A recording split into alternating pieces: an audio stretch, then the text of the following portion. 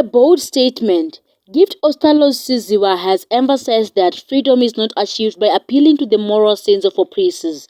Instead, he urged that fascists must be fought, declaring homeland or death.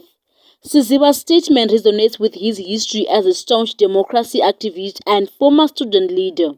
He has been arrested, detained and tortured for his involvement in protests and campaigns advocating for electoral reforms, constitutional amendments and government accountability. This statement may be interpreted as a call to action, encouraging citizens to unite against oppressive forces and fight for their rights and freedom.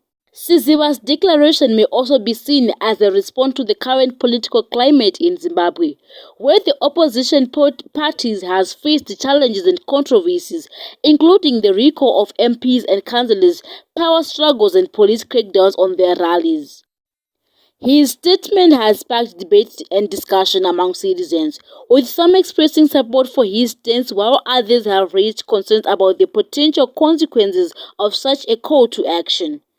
As the political landscape in Zimbabwe continues to evolve, Siziwa's words have added fuel to the ongoing conversation about resistance, freedom and the role of citizens in shaping their country's future.